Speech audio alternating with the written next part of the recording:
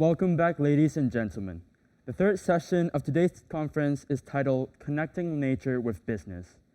As a reminder, if you have any questions to our panel of speakers, please use the Q&A box to answer your questions. Now, may I invite our moderator, Mr. Mike Kilburn, to facilitate the discussion. Mike, over to you, please. Good morning, and thank you to BEC for hosting this particular panel. The title is Nature in Business, and this is an issue which the BEC has been investigating for a long time, but it's been really quite difficult to find a way to bring this to a point where there's specific actions that can be taken. I think we all know that ever since the Rio Earth Summit, there's been awareness that our biodiversity, which is the ecosystem that we all depend on, is under threat, and in a very significant way, and we're starting to cross some of the boundaries that will lead to it being very difficult to recover the full health of our ecosystem. And I think that in Hong Kong, as we look at biodiversity, there's only really been two places where it's been of interest to business. The first is where companies have struggled to get approval for development because biodiversity is in the way. Examples such as the Chinese white dolphin making it hard to get approval for the third runway, the Loch Marchal spur line being delayed by the birds that it potentially would have impacted, and various other projects over the last 20 to 30 years. So if you're in the development sector or a consultant to that sector, you understand these issues, but for most of the rest of the business sector, that hasn't been an issue. The other place is in the trade in wildlife and making that sustainable. So we're all aware of the desire to reduce the consumption and the ban on shark fin, and the same on ivory, where Hong Kong has had some success. But this is really the limit of what tends to come across the agenda for the business sector. However, on a wider level, that's starting to change. What we're seeing now is a greater recognition from institutions which are not the NGOs who have been the traditional advocates for protecting biodiversity, but for some larger organizations as well. So some of these include the World Economic Forum, which is publishing not just one thought paper, but a number of pieces to explain how significant understanding biodiversity and the risks are to actually sustaining healthy economies. That is critical. We're seeing China, its development program is called Ecological Civilization, and the clue is in the name. There's an understanding that the country cannot grow and develop safely and sustainably unless biodiversity and nature is properly respected within that process. Yeah. Also on the line of mainstream economics, we had a landmark report that was financed by the British government and conducted by a professor at the London School of Economics, Professor Dasgupta, on the economics of biodiversity, so taking an economist view of why biodiversity is important. Then on top of that, and this is something that we will focus a little bit more on specifically in this session, is a new framework that's emerging from the finance sector called the Task Force for Nature-Based Financial Disclosures. I think some of you will be familiar with the Task Force on Climate-Related Financial Disclosures, the TCFD, and how that is driving many companies to assess and disclose the risks they face as a result of climate change. Well, the banking sector is now requiring that the nature-based issues that emerge, particularly the risks, need to be assessed as well. And that is a process that's evolving and being driven by the investor community. Now, the focus for this panel is really, always the challenge is to make this relevant for Hong Kong companies. So that today, what the panel that we've put together is a combination of representatives from the corporate sector who are really leading the thinking in Hong Kong on this. What I would say is heavily emphasizes that we're at the beginning of this issue. People are just starting to think about it. There's very little that's set in stone, but my fellow panelists today are really those who are really leading within their sectors to try and figure out what this means. And if I can just introduce them in order down from the far end. At the far end is Robin Howe, who's an expert on China and its development policies. He will talk about ecological civilization and green GDP. I won't steal his thunder, so I'll stop there. Then Mark Harper from the Swire Group, who again giving just a broad overview of what the corporate sector should be looking at in relation to biodiversity and perhaps the issues and how it thinks about how it touches their business. Then Nancy Wang from ANZ, I'm talking on behalf of the banking sector and the investor sector, who will give us some background on TNFD particularly, but also broader sense of where the investor sector and the banking sector are starting to look at these issues. And then finally, Calvin Kwan of Link, who is investigating creative solutions for nature-based carbon sequestration and is exploring issues beyond the forestry one, which has become well known, into some of the more creative ideas as well. So what I'll do now is let me hand over to the panel. I'd like to start with Mark, and really just to say, having heard that some of these global bodies are paying attention, governments are starting to pay attention, governments close to home are paying attention, what's your sense of how the corporate sector as a whole is responding to the issue of biodiversity?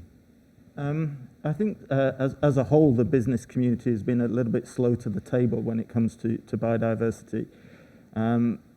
That's down to a number of reasons. I think, firstly, biodiversity and biodiversity risk is very heterogeneous. It's very localized. And so actually being able to track biodiversity decline, to set targets, to attach a value to biodiversity and biodiversity protection is incredibly difficult and a lot more challenging than attaching a price to a ton of carbon, for example.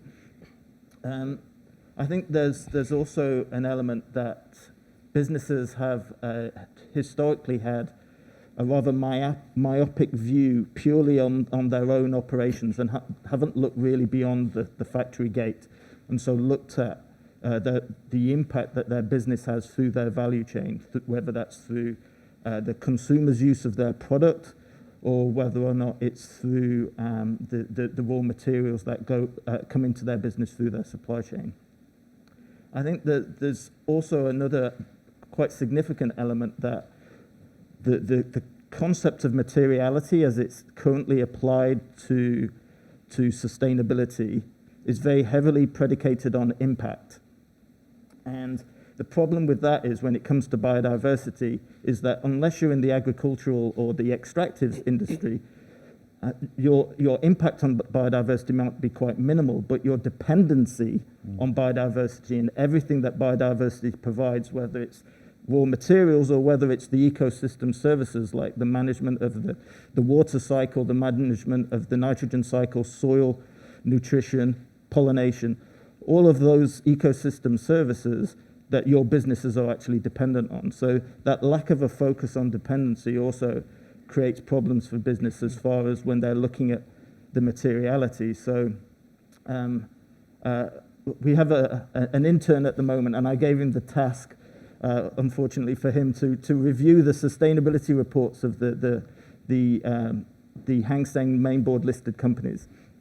And only 11% of those companies actually rate biodiversity as a material issue. So I think that, to answer to your question, businesses aren't doing enough, mainly because they're just not seeing this as a material issue for their business. Great, Mark, thank you. Maybe now I'll hand over to Nancy, because as I understand it, the financial sector is starting to require a bit more of business, or at least thinking about what the risks are for them as financiers and how they want companies to respond and perhaps to disclose and manage these risks. Thanks, Mike. Look, fair to say, notwithstanding the complexities involved in nature capital, the finance community is definitely recognizing its important role to play in this, in the facilitation of capital and really that redirection towards nature positive solutions. I would say also that this mindset shift is accelerating at pace. And firstly, I think what's fantastic is to see that financial institutions are integrating sustainability into decision-making at breakneck speed. At ANZ, it's really embedded and integrated into our purpose statement, which is shaping a world where communities and people thrive. And of course, nature is inherent into that. Secondly, and what's really important and how we see we contribute is that engagement with our customers and really understanding their impact on the impact of their operations on the environment. Of course, biodiversity is key. And really, the third point is around policy. So within our business lending policies, social and environmental risks are built in. And I would say that before we give any money out the door, for a sector like palm oil, we absolutely do the due diligence around ensuring that the company has no deforestation, peatland development, and that is critical to the way we operate. There is a long way ahead, and I think it's fair to say that we are making progress in making that more explicit to our customers. But more broadly, in the investor community, you can see this acceleration of engagement between investors and companies. Increasingly, biodiversity is on the agenda. You can see financial institutions building armies of people with just a number of job ads being available in this space around stewardship, engagement, to really better understand companies' exposures and the dependencies that Mark spoke about. We're not doing it alone, so there are many industry groups doing this, including the TNFD, as you mentioned. And that's a really interesting group, which currently informal, group of 70 industry participants where ANZ is an observer. And right now, it was formed around mid last year, and the timeline is to have a formal group established by the end of this year, and really a framework to be established in the next 2 years. And I would say, the really important thing about this framework is, to Mark's point, that materiality, that double materiality around the impact and dependencies will come through. Of course, given the complexities, it is taking some time, but I think that will be a critical enabler because, for finance people, we like standardization, we like comparability, whether it's quantitative, qualitative, that's very meaningful to us.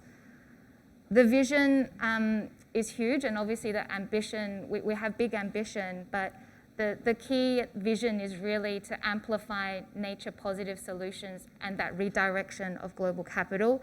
And I would just add on that global capital, the global bond market is an $100 trillion market. Out of that, the sustainable debt market, so that's bonds and loans, is $2.5 trillion to date. But just last year, 2020, reached $730 billion. So you can see that vast acceleration. But if you ask how much of that is going towards nature and biodiversity, it's actually a very small percentage. Currently in the green bond use of proceeds, probably only 3% towards sustainable land use. So that gap and that potential is big, but you can see that the scale is there and the liquidity is there. And the last point I would make is, I think the finance community is very much ready with innovation in structures. You've seen that rise in sustainability-linked financing where really banks and investors are giving away money on the table to incentivize companies to perform better on their sustainability. The structuring is there, and there's various blue bonds, nature for debt for nature swaps. However, what we really want to see is that systemic change. So I think it's not for lack of intent or wanting, but that regulatory, economic, cultural, and fiduciary change that will be a huge welcome and really the next move. Great, thank you, Nancy. Now, to move on from what are the drivers, I think I want to now touch on where there's scope for opportunity and hand over to Calvin Kwan just to give us a little bit of insight into what he's been exploring in terms of nature-based carbon sequestration. Thanks, Mike. So we've heard already from Mark about the issues of risk associated with biodiversity. And we've heard a little bit about how biodiversity, companies can look at biodiversity from a compliance perspective, looking at these sustainable finance initiatives, blue bonds, and so forth. But one of the things that, Nancy, you mentioned at the very end was really driving the systemic change, right? How do we get businesses to really start changing how they look at biodiversity? realistically, and I jokingly say this, from a real estate perspective, as a owner of shopping centers around the world, we don't necessarily want biodiversity in our properties, right? Because you associate that with cockroaches, pests, and so forth, and that's not a good thing.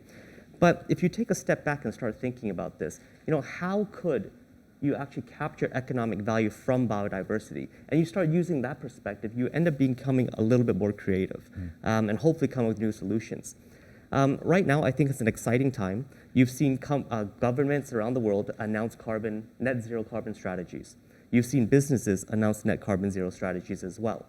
The first way to do this, most organizations would look at offsetting carbon credits and so forth, energy reduction. And recently, we've started thinking, how might biodiversity fit into this? The first thing organizations would look at would be, let's say, forest preservation. Just buying land, maintaining and keeping it, and not letting development take place.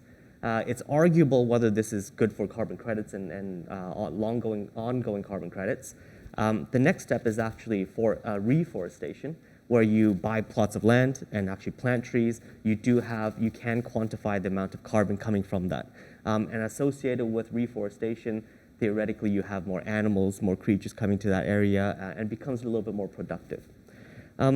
Perhaps taking a step further, there's actually, when I looked at this from a real estate perspective, what could we do with land? How could we use land to sequester carbon, capture more carbon? And an interesting area that's coming up is actually looking at wetland restoration. So wetlands for eternity have also been very big sinks of carbon. Being located along the coast, you have ocean coming in, debris, you have land, and they've just traditionally been very good at sequestering carbon.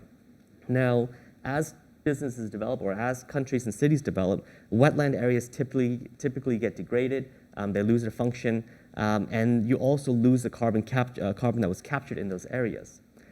There is a possibility where you actually look at these areas and consider restoring wetlands into functioning wetlands. And by doing that, essentially what you do is you want to plant more aquatic species so that you can attract more fish, you can attract more marine animals, and then you create that area to make it become more productive. You have more fish, you have more birds, and that actually just naturally generates carbon capture in those particular areas. Now, from a very initial perspective, you might assume that why would you want to do that? That's just a cost. But then both of you touched on something about the economic value of doing these types of restoration projects, right? So you might have a coastline, and many of you can look around Hong Kong. We have a lot of these types of coastlines, which traditionally have been planted full of mangroves. We've torn them down for development and so forth, and now you're left with rocky areas, sandy areas, and there's just nothing there. But if you go back and we can actually restore these areas, you can bring back fish species, you can bring back plants, and there starts to be some economic value. The economic value can be capturing the fish from that area, aquaculture. It could be tourist visits. It could be, Mike, I know you like bird watching. I mean, it could be bird watching. It could be, just even kayaking, surfing, and so forth, because those areas, to restore a wetland, you actually have to clean up the water, you have to bring back marine species, and you have a fully functioning ecosystem. So from that, you can actually capture additional value from it. Let's say it becomes a tourist spot. It just generates revenue. There are examples around the world where this is happening or where it has happened. California's Santa Monica Bay restoration has been one of those examples. But it gives you good insight into the opportunities of wetland restoration as good carbon sinks. So the value to you, to say, well, to a property business is that, or a business in Hong Kong, is that you can do the carbon capture and gain credit for the carbon capture, and in addition, you're enhancing the ecosystem. Correct. So there's two types of value to be secured by doing this. Absolutely. So, Right. This is part where, the environmentalists, sustainability people, we have to pitch our ideas, but also add in that economic component as well. Sure. Think a little bit bigger. And it's for the investment teams to think a little bit, how do we incorporate the sustainability environment side as well, or biodiversity? And then you really develop comprehensive solutions. So it's actually quite exciting. Indeed. Thank you, Calvin. Before I hand over to Robin, I just invite the audience to please submit your questions, which will come to me on one of these iPads. And I'll ask them to the panelists as you pop up. But please don't wait to the end to start sending your questions through.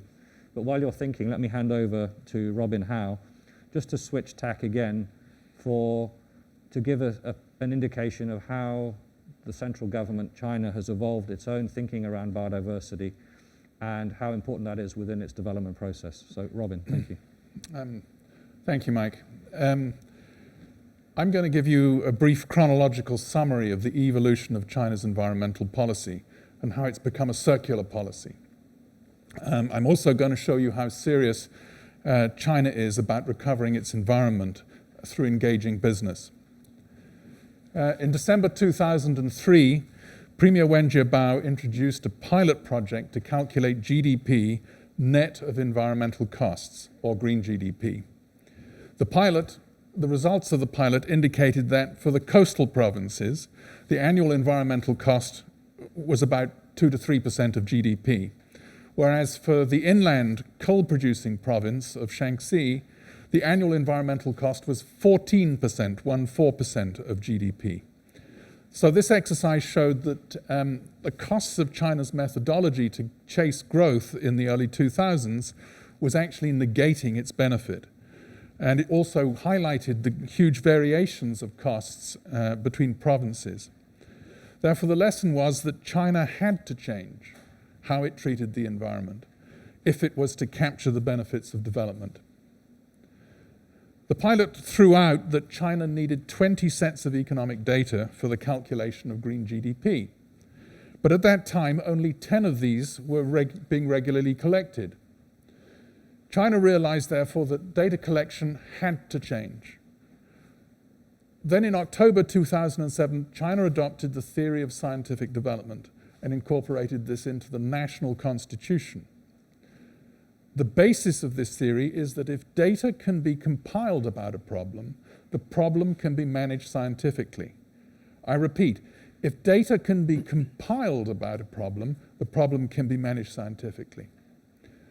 Now, in December 2011, a totally new national economic data collection system was unveiled using over 40 data sets. This was put into pilot operation from 2012 and went into full operation from 2015. This new system required economic data to be input directly to the national database. Thus, today, the central government is capturing economic data in close to real time and has one of the most sophisticated economic data collection systems in the world. Now, in November 2012, China adopted environmental rights into the constitution. This decision created equal obligations on the government and the people to care for and restore China's environment under the overarching guideline of ecological civilization. And the government has set the target to complete ecological civilization by 2035. Now, in China, every citizen has 5 rights: economic, political, cultural, social, and environmental. And national progress is based on development of these rights under what is known as the 5 spheres policy. As part of this policy from 2014, China introduced the 3 national pollution laws covering air, water, and soil. A key requirement of these laws is that China must build a data collection system that monitors air and water pollution in real time. Therefore, we should note that every company will be obligated to provide its environmental and waste data every month to the Central Data Authority. In respect of carbon, China announced the National Carbon Emissions Trading Scheme at the end of 2017, just for the power generation sector. In parallel, though, China announced a green accounting methodology that included the carbon price as a means to reward good and penalize bad environmental practice. However, the introduction of these 2 measures was delayed, and the NCETS will go live at the end of this month, in other words, June, and for the power sector. So, Based on the experience gained from 2003, China is working today to introduce a new measure of national green GDP that will enable it to oversee and implement the delivery of ecological civilization. This measure is being created at a national level by developing the two real-time data systems to measure and manage both the economy and the environment, which I have mentioned. At a corporate level, it will introduce a mandatory green accounting system that will provide financial and environmental data on the performance of companies to the central authorities and investors. The combination of these systems will allow China to drive an all-of-society effort to achieve the goals of ecological civilization by 2035. While the target date for closing the circle on this policy loop has not been officially announced, I suggest that this all-encompassing system will be completed in 2025, 4 years from now, before the end of the current year, 5-year plan. This will give China 10 years for the achievement of ecological civilization by the end of 2035. What I've laid out is that China has already set its own time frame for the rollout of environmental improvements via the corporate and financial sectors, using both mandatory and market means. Given the time frames I've described, I believe that China has a high probability to hit its environmental targets for 2035, 2050, and 2060 if it sticks to this schedule. But if it does, this schedule will demand the market to respond more swiftly than current expectations. Thank you. Great. Well, thank you, Robin. It's very helpful to be very clearly reminded that central government waits for no man when it sets policy, and that these issues are part of the equation. And that really that's just the very highest level. Beyond that, we have, China's developed the ecological red line, which is drawn around its protected areas and nature reserves, and you cannot develop within those. They talk also about ecological security as another issue which is below the level of national policy in terms of the ecological civilization, but still very much part of the equation as China thinks about making itself sustainable and this beautiful China concept which we're starting to hear about. Yes, Mark. I was just going to say, so what was quite interesting in the 14th five-year plan is they also talked about, kind of feeding into what Calvin was talking about, the establishment of payment for ecosystem services and really investing quite heavily as far as development of a legal framework, targets around these establishments of these financial mechanisms. So for companies like Swire, where we've committed to net zero carbon by 2050 and water neutrality by 2050, looking at these kind of payment for ecosystem service schemes, whether it's payment for watershed services, carbon offsetting, or biodiversity offsetting, these kind of programs that are starting to expand quite heavily in China, and China's actually leading the global market in this space, as a massive opportunity for all businesses operating in China. Indeed, and this is actually already being something that's coming up in Hong Kong. I mean, I think the construction industry is very familiar with payment for safety. We're now starting to hear discussion about payment for environment as well. And this is where you see the power of policy to drive change faster than anything else once the policy is established. But we also know that very often, certainly in this town, policymakers are reluctant to drive change unless they have a sense that the market is interested and ready. And I think this is where I'm so interested in the idea of TNFD. Something we discussed in preparation for this meeting was that it's following the same trajectory of development as the TCFD. And I just wonder if any of you would like to comment on how you see that process. Yes, Mark. Yeah, I guess, if you could almost look at the Disruptor report as the Stern report equivalent on biodiversity, and then TNFD as the TCFD equivalent. Yeah. So it is moving along a similar trajectory. And my expectation, although I've not seen any of the earlier drafts, is that the framework of TNFD will follow a similar approach. So how is biodiversity and ecosystem services built into your governance structure? What is the knowledge and understanding of your risk exposure, your dependency at a board level? How is that built into your risk management framework? So this is something that we've been looking at quite closely within Swire, where we've developing, and we've just trialed an impact and dependency tool which is linked into the same framework that is used for our enterprise risk management framework, so that when we are communicating at a senior level our impact and dependencies, we're using the same language that is used in the risk registers from our businesses. So I think then you get into targets and metrics and then the disclosure piece. And many of the rating agencies are already starting to ask questions around biodiversity. Are you operating in or close to areas of high biodiversity value or protected status? Are you impacting on any CITES listed species? Are you doing an impact assessment? And so it's already starting out there already, and I see TNFD essentially coalescing all of that work that's already happening and bringing it into a clearer focus. So yeah, I think TCFD has been an amazing example of how a disclosure framework can actually drive corporate action, because to disclose the risks, you need to be assessing those risks. To disclose how it impacts on your business strategy and your financial planning, it needs to be built into those. So yeah, I think TNFD has huge potential. Yeah, Calvin. Yeah, look, I would probably echo some of the sentiment, Mark, you've said. I would also point out that TCFD for us was a topic that I guess we first heard about maybe 3-4 years ago. And just to see where it is now is absolutely amazing. I mean, we're involved in working on some of the methodologies. Now, even though it's been 3-4 years, the clear methodologies for TCFD reporting are actually are still in flux. Right? There hasn't been a set standard depending on different industries and so forth. But for me, it's amazing how essentially all businesses around the world have galvanized around this, even though there's uncertainty. And I echo the same sentiment. TNFD will likely follow the same path. There's a lot of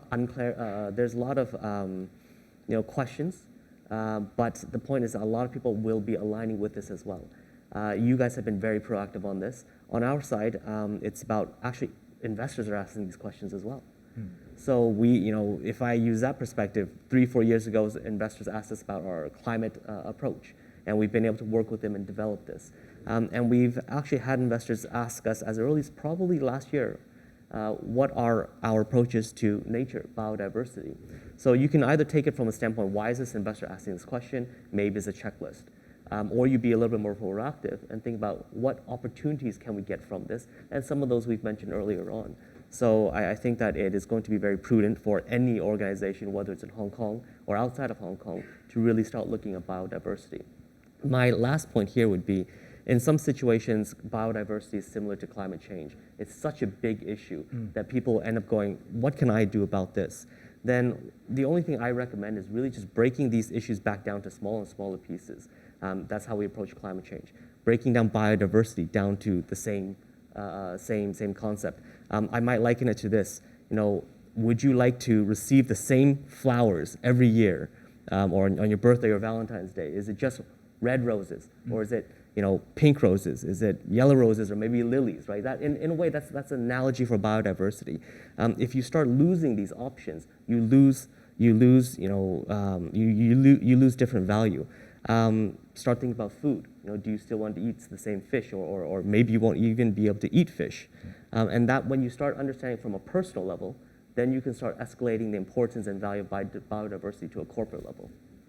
I think that the speed of change to what Robin was talking about is likely to be quicker than TCFD, because TCFD has already shown what can be done, and the priority areas around biodiversity and the movement around regulation by government is really rather rapid. So, for example, in the UK, there's a strong likelihood that regulation will be passed requiring large companies to be able to prove that there's no illegal deforestation happening within their supply chain.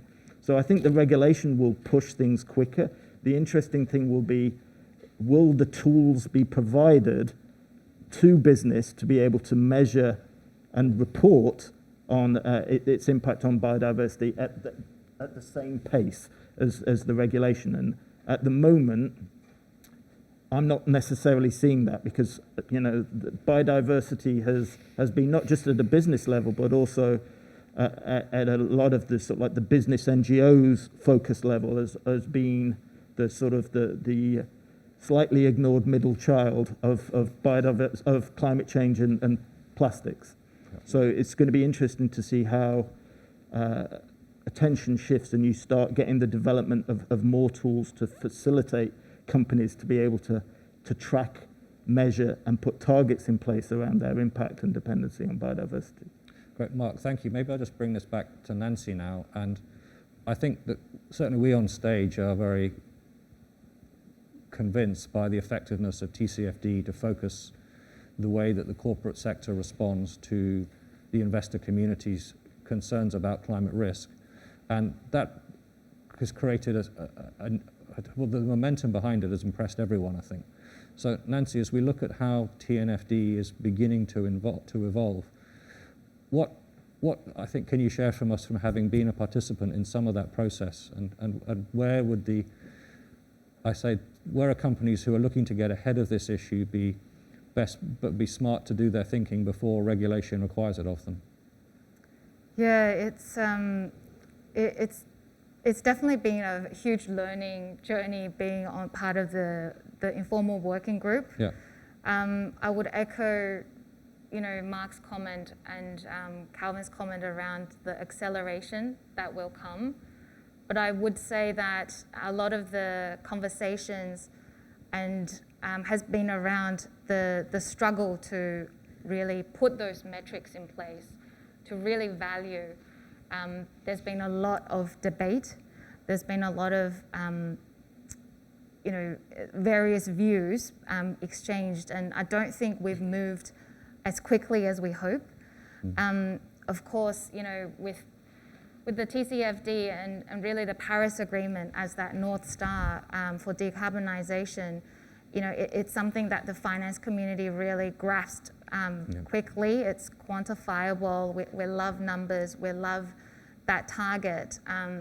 But with nature and biodiversity and the complexities and the range available, it's been challenging to really narrow down to those to the core material aspects.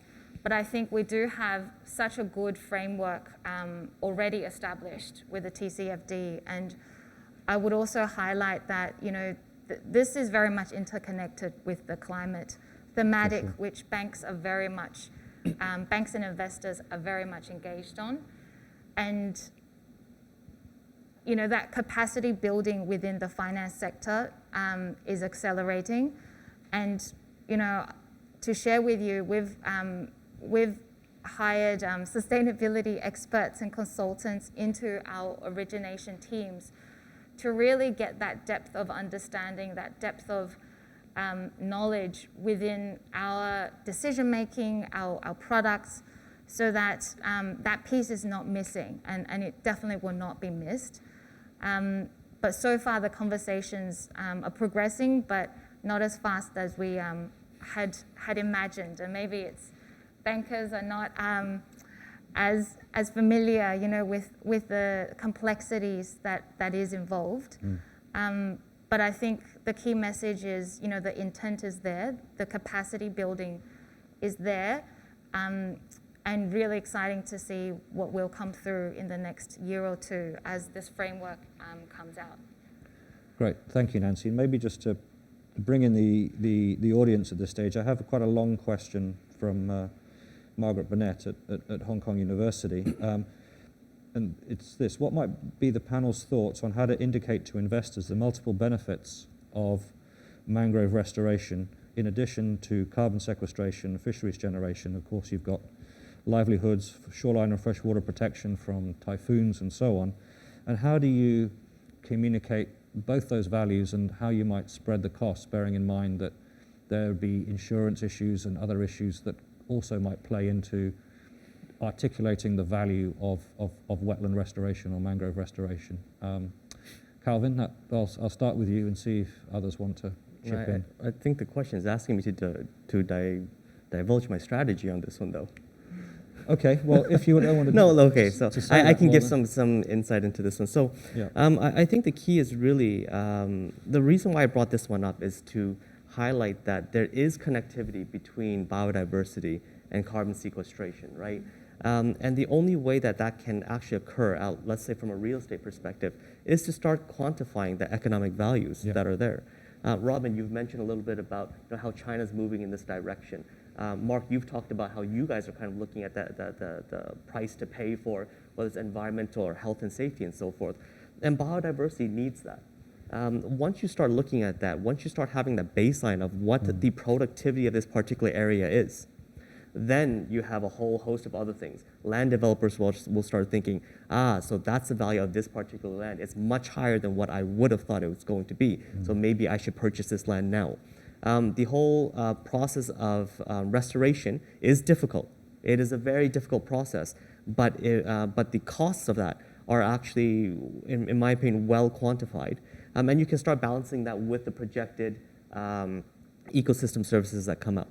Right, so in Hong Kong we've had this boom of small organic farms. We've had boom of rooftop farms. You've never really, 5-10 years ago, we never really would have looked at rooftops as suitable areas to have organic farming, right? But it's proven to be a reasonable and productive business model. I argue the same concept can be applied to wetland restoration.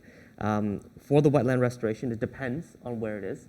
The insurance issues may not necessarily be that big, or may not necessarily be a key issue if it is out in the middle of nowhere, right? But if it's next to your building or our properties, then yes, that may be an issue. That's probably where I'll leave it for now. There's Yeah. a lot of other areas to go into on I that. see hands going up all along the panel, so maybe I'll start with Robin and come to Mark afterwards. Yeah, perhaps I can just, Calvin used the word productivity. And how do you associate productivity with carbon sequestration? And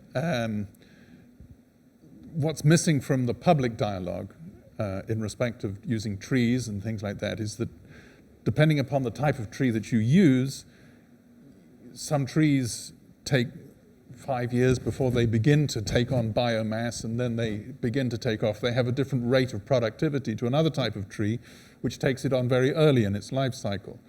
But then you're also looking at what is the productivity over the full life of not just the tree or the wetland or something like that, and what is the relative performance of the carbon sequestration, one against the other, because it defines your cost and going forward. So I'm picking up on your use of the word productivity. But we're missing in the public dialogue a discussion of which type of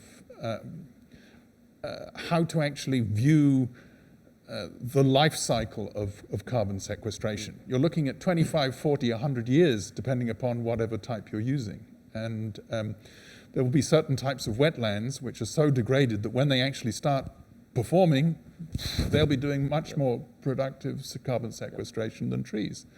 And so we've got to have the relative performance of carbon sequestration properly understood. Absolutely. I think there are certain easier ways to quantify things. So obviously, we know what the value of a ton of carbon is on a carbon exchange. Obviously, it varies significantly, and that can be tracked and that can be reported. Likewise, water, so payment for watershed service schemes. There's a way of calculating the value that project is actually creating.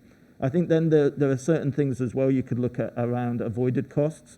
So green infrastructure, so looking at mangrove replantation as a form of coastal defense as opposed to putting in large concrete levees is generally at a lower cost, lower maintenance costs. And so you could look at avoided costs there and present that as an approach. And I think beyond that, then you start moving into the areas of like social capital valuation and what is the wider value that you are bringing to the communities in which you operate in. And obviously the science behind measuring that is still quite nascent, but that would be the other way of going. Yeah, well, just to come back to the example that Maggie raised, the comparison between a concrete seawall and a mangrove seawall is the livelihood issue, as Calvin said. if your mangrove comes back, you get your fish, your shrimps, your coastal protection, all at a lesser cost than laying concrete, and you create economic opportunity. Yeah. You know, I think of countries like Sri Lanka and Thailand, Vietnam, that were hammered by the tsunami, and the protection that was offered by mangrove areas and the opportunity for livelihood to continue, because the mangroves are fairly resistant to tsunamis, whereas concrete is less so. Yeah. And interestingly on that, it was in a prior life, I was actually working for an NGO that got funding from Zurich Insurance to actually look at mangrove replantation in Sri Lanka as a form of coastal defense, and the wider value that created through potential carbon credits, but also through livelihood. So yeah, it's a very interesting area. Okay, I have another question from the audience here, which is really bringing us back to the 101. If you're a company, what is the first step to take for business decisions to take up a perspective on natural capital? Now, to some extent, that's an impossible question because it depends so much on the business. You know, I think we know the answer for carbon is look at your electricity and your fuel consumption and go from there. But for companies, is there an answer to this? Or, I mean, my answer, I guess, would be to figure out what, in relation to biodiversity or nature, is material to your business would be the place to start. And to speak to what Mark said, to look into your supply chain. We all eat, all your staff eat. If you're selling food, you need to know where it comes from. If you want to sell organic food, you have to have a better business model. You have to have a supply and so on. But these are just my sort of high-level thoughts. I wonder if, again, any of the panel has a thought on how companies can think about this issue of natural capital and where to start.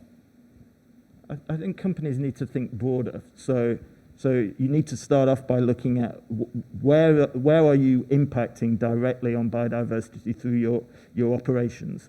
Then start looking at your supply chain. So I remember having an interesting conversation with someone who will remain nameless, where we were talking about the need to protect the watershed of where this company that was using quite a large amount of water was sourcing water from.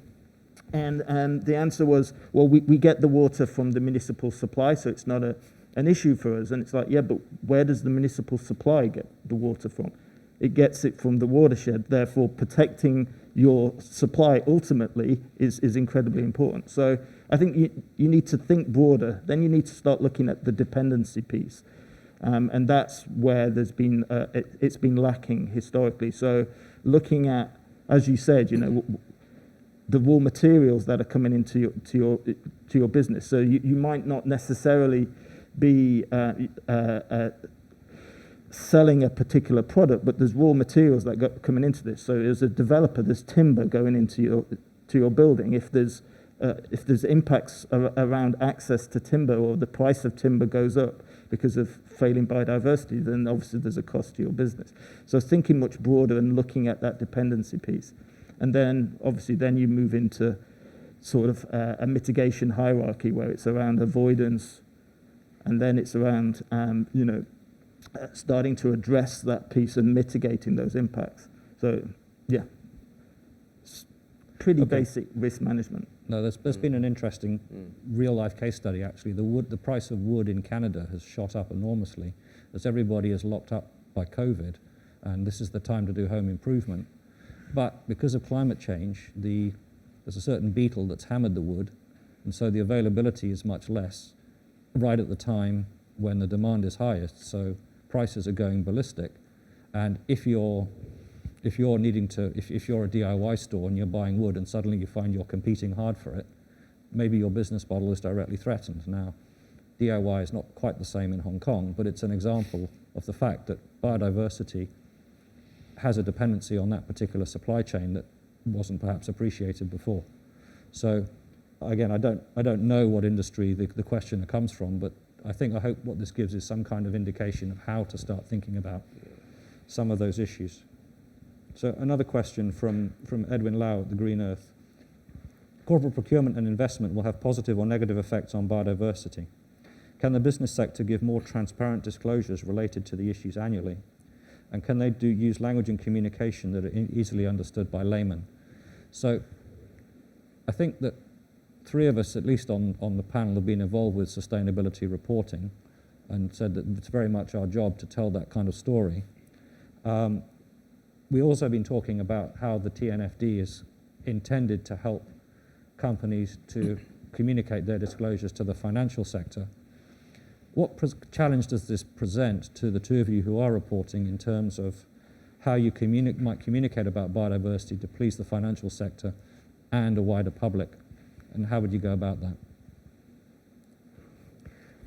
I hope and wait for something similar to an EU taxonomy coming out. I think, again, with this, it's really about multiple organizations coming together across the world and across different sectors to really highlight some of the key biodiversity issues, or even the terminology. How do we measure, how do we monitor, and how do we mitigate? That's really going to be the key.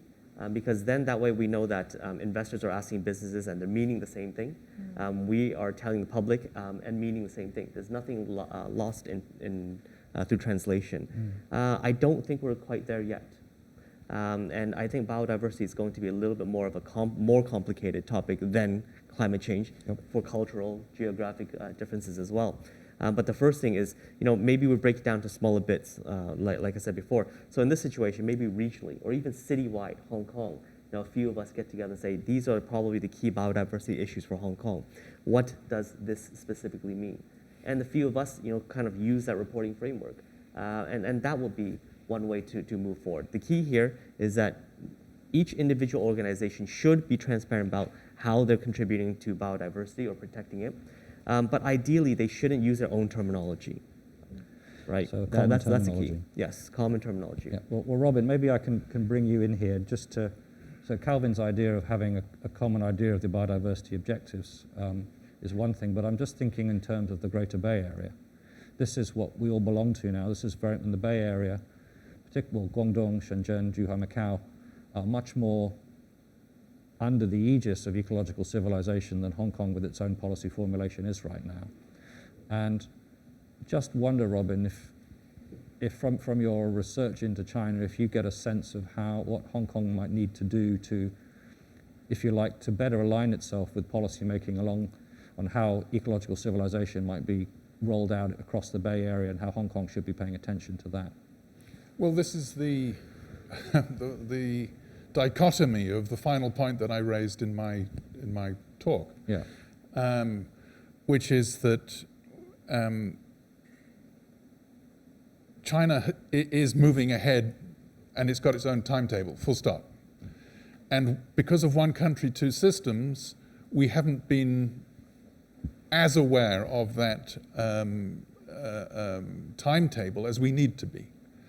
And so the question is, how are we going to close the gap? Yeah. If a Hong Kong company has a business in China, it will have to close. It will have to be aware of this, and it will have to execute, implement within their time frame. So therefore, the earlier that people become aware of the demands of, when I say ecological civilization, that's the sort of the full thing, but of each of the individual measures that are incorporated, the better. Basically, my advice would be to get ahead of the curve, which is look for the regulation, say it's got to be done by 2025 or whatever the date is, and try and be there for 2024. Because it's actually, when you get closer to the date, you actually will find that it's actually more difficult to execute than you thought. And so therefore, you have to be ahead of the curve. Just before I get to Mark, I just want to bounce one other thought that we've discussed separately, Robin, is this is China's approach to green finance and sustainable finance is much more proactive in rewarding companies that are ahead of the curve. Can you expand a bit more on that aspect and how, and what an opportunity that might create for companies looking to establish that leadership position in terms of how it might price their finance or their insurance or whatever? At the highest level. At the highest level, and in under 1 minute. Thank you, Michael. I did a talk on this at the HKUST in 2018, and it's on green accounting, And if you look on Google, you will find green. If you put in green accounting, it's about number 3 or number 4 on the non-sponsored articles there. In that, I talked about how China is implementing a system of granting rights to pollute, but they're granting it as an asset, not as a liability. And so the carbon trading system that's going to come into action at the end of this month is very important, because you're going to be given the right to have a unit of carbon, all right? And that unit of carbon times the carbon price actually you're going to be allowed to use that in your balance sheet as an asset. But over time, they're going to withdraw the number of units. So therefore, if you aren't able to improve the efficiency of your energy usage as fast as they withdraw, you're going to have to buy in. And the penalization will come from the cost of the carbon price that's going to come in. And that's going to be in your green accounts. They have stated in the articles that I have seen that they're going to be very gentle in the first couple of years. But that means that they're going to play catch up in a few years later. And whilst you're bedded into the system. To give the advice back, I think that the question I think you asked, again, get ahead of the curve. Bank as much as you can in your balance sheet. It'll turn up as an asset, which is great. And then when things go tough, when you're not performing, hand it back. But get ahead of the curve, because all of this environmental regulation is going to penalize you in due course, so get ahead of it. So to misquote the Bible, you need to store up your treasure in nature-based sequestration to use it when you need to. Well done, Michael. Mark. I think how do you define a unit of biodiversity? It's incredibly difficult. Yes. So to answer Edwin's questions, I think when it comes to metrics and disclosure around metrics, it's going to be very, very challenging, and it will probably end up being on a sector basis with sector groups coming together to define what would be appropriate metrics.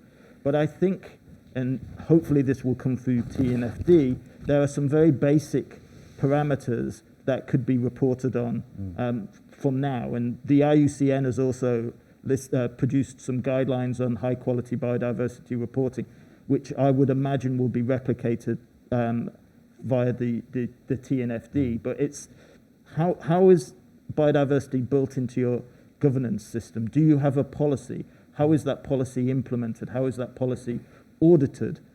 So it's why we have a biodiversity policy. How are we ensuring that policy is implemented in our operating companies? Is that built into our internal audit so that we can actually track that our businesses are compliant with that policy? How is biodiversity built into the enterprise risk management framework? What are the risks and dependencies that are being identified through that process? And then you can start looking at maybe some basic metrics around, the percentage of sites operating in or near areas of high biodiversity value or protected status, the number of CITES listed species that are being impacted by your operations or supply chain. You could also look at, for key materials that you are sourcing, what percentage are coming from sustainably certified sources. So what percentage of your seafood that you're selling is actually sustainably certified? What percentage of your timber that you're using in your buildings is sustainably certified? So those would be some basic metrics that companies could start reporting on pretty much now. The challenge will be coming up with specific units for biodiversity and biodiversity loss, and that's a whole academic exercise that smarter people than me would need to look into. It's extremely challenging, particularly if the biodiversity is not on your site or within your control. You may be just one of the influencing factors. And to take responsibility for something where you may be able to influence it, but many other people can too, is going to be, I think, a really difficult challenge, probably more difficult than the Scope 3 discussions that we're seeing in carbon, if that's possible. Yeah, mining and extractive companies have done a really good job at this, where they will map the site of where they're about to build a mine. They will rank the biodiversity according to the biodiversity assessment that they do, and then obviously they'll try and protect the areas that are high biodiversity value, only mine in the lower value sites, and then look at things like biodiversity offsetting to offset the damage that they're doing for those lower value areas. Great, well, thank you. A different question here from one of Nancy's colleagues at ANZ Bank, Prash. It's encouraging to see the largest businesses in Hong Kong recognizing the importance of biodiversity. The topic is, of course, nascent, and perhaps it's a bit of a chicken and egg situation, but how do we reform education and economics to reflect the role of nature as highlighted in the Dasgupta review? What steps would you like to see? And since it's your colleague, I won't ask you to answer the question, Nancy, but if I ask, well, unless you want to go first, but again, this is an important question, is how do we reform education and economics to reflect the role of nature? I think that's a big question, and the more I think about how to accelerate all of these challenging issues, it's how the issue gets out of the heads of the believers into the heads of the enablers of the business as usual economy that drives the speed of change. So anybody choose to go first on that? Robin, shoot. Yeah. When you put up the word education, you're thinking about early education, so children up to age 20. But you've got to do this across the board.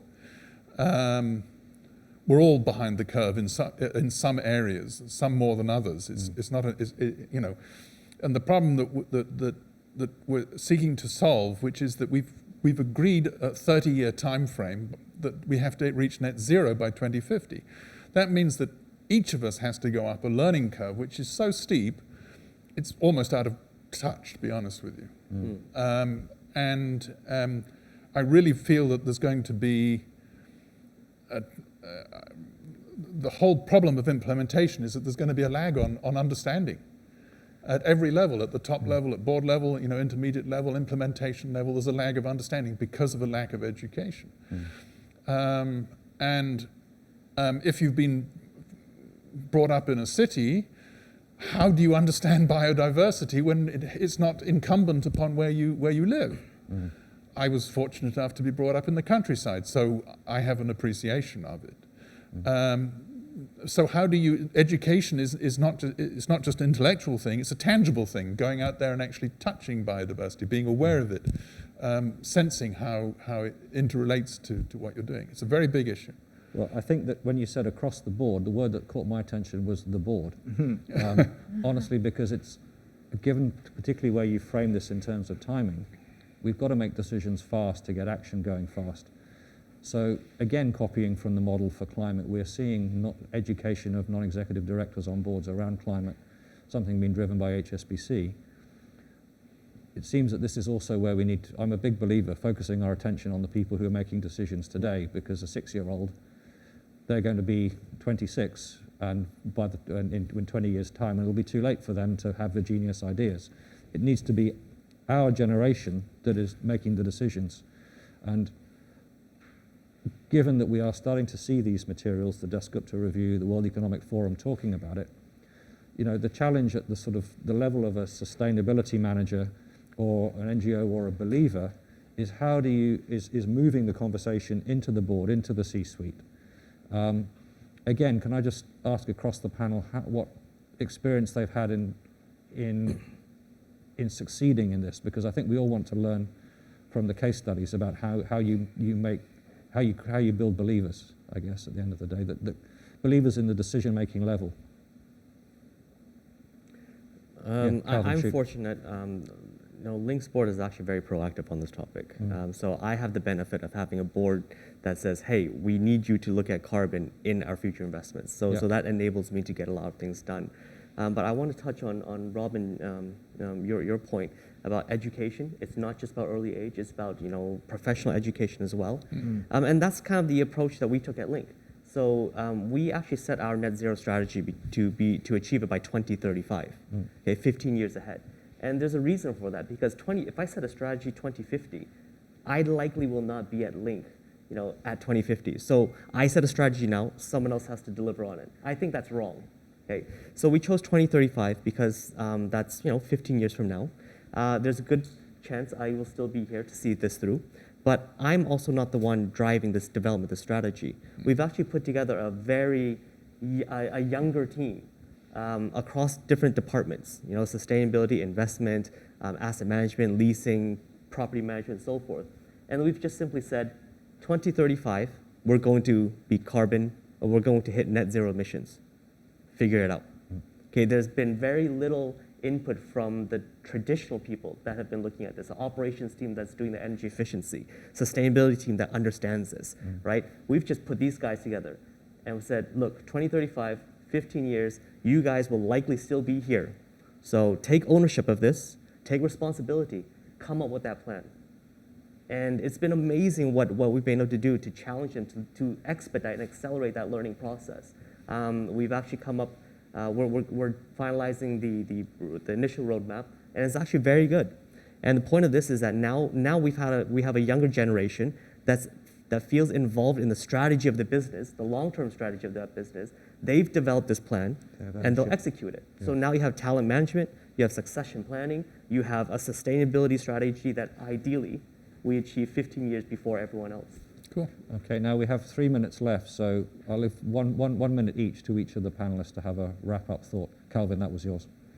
Okay, so Robin, you put your hand up to respond to Calvin, I think. No, I didn't. I was. Maybe you were just giving him a thumbs up for. I agree with what he's saying. Very good. Well, I guess to Mark, build off the executive education point, I think there's a need for training around systemic thinking. So biodiversity, just like climate change, is a systemic issue. Yep. And so there's a need to understand about how actions in one place impact actions elsewhere. And particularly with something as complicated as an ecosystem and looking at ecosystem services, this systemic thinking is vital. So, for example, with our tea company, we've adopted an integrated landscapes approach. So that's looking at protecting the forests and rehabilitating the forests around our tea plantations, because we know that those forests provide the microclimate, the water cycle that is needed for our tea plantations to operate at their maximum efficiency. So it's that systemic thinking piece that I think is key. Great, thank you, Mark. Nancy, a closing thought. Thank you. I would just say also that leadership is critical, and we're seeing a lot of purpose-led leadership from the corporate financial sector, which is really leading that change and really that driving that acceleration of the shift in mindset. And I would also say that within ANZ and the broader financing industry, you can really see the last few years where we highlight in financing and investments that sustainability theme, and it's green bonds, blue bonds, it's sustainability-linked products, and that is coming through to core funding of companies. So it's something that all bankers, all investors are really getting familiar with, and will only deepen their knowledge over time. So I think, again, it is happening at all levels. Thank you, Nancy. Robin, a closing thought? I